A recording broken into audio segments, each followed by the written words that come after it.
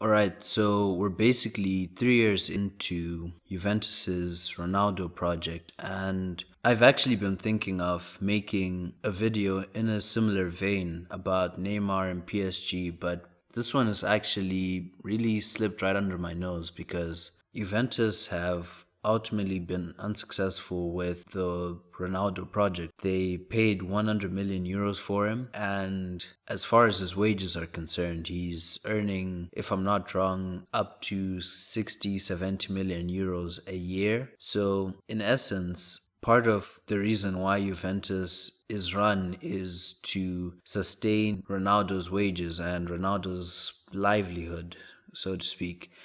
And I think it's quite fair to say that after 3 years, 3 seasons, they've been unsuccessful with their idea to bring him in and have him guide them to a Champions League, because with each and every season that has passed, Juventus has actually gotten worse.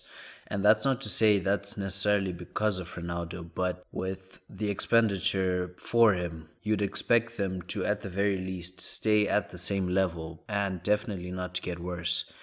And while he's contributed as far as goals and assists are concerned, he's definitely been a major factor for why the team has regressed. Because if you look at Real Madrid before Ronaldo actually left for Juventus, he was the focal point of the team. And that was okay with a team that had other players of a similar standard and also the funds on a yearly basis to complement players like Ronaldo or a player like Ronaldo. And he's not gotten that at Juventus, and the reason he hasn't gotten that at Juventus is because he's there, because of his demands, his wage demands, and his transfer fee essentially meant that by bringing him in, Juventus essentially flipped a coin, and on one side was Ronaldo, who will give you a very good chance of winning the Champions League by himself. On the other side of that coin was Ronaldo, maybe a very, very, very good player, but we would rather build a team that could potentially compete for a much longer time and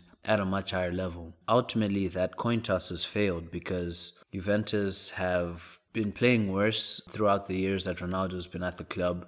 They're on course to end their 9 Serie A title streak, and even this season they're looking like they might not qualify for the Champions League if they don't pick things up in the last few games of the season. So I think it's fair to say that their project with Ronaldo to bring them to the Champions League, to finally end their Champions League final losing streak, it's failed, plain and simple.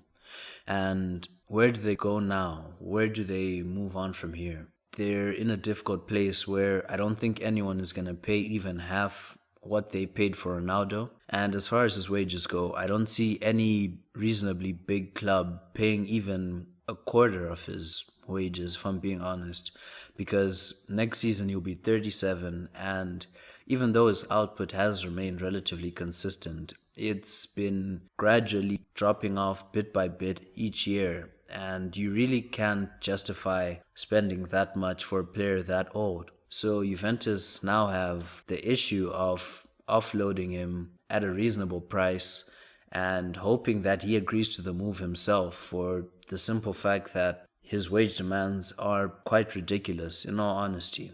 So with all those factors in mind, I can definitely see why Juventus are open to forming and joining a European Super League. I see where that would put them as far as offloading Ronaldo, but I do wonder where Ronaldo's future lies. Does he accept lower wages and go to a team like Sporting? Or does he decide to maybe even go to China or the USA, perhaps, and still earn the same amount of money or similar amounts of money? But I'm not sure where his future lies individually. I think it ultimately depends on when Ronaldo intends to retire and whether he sees himself playing at the 2022 World Cup and still being one of the best players in the world. But those are my thoughts on it.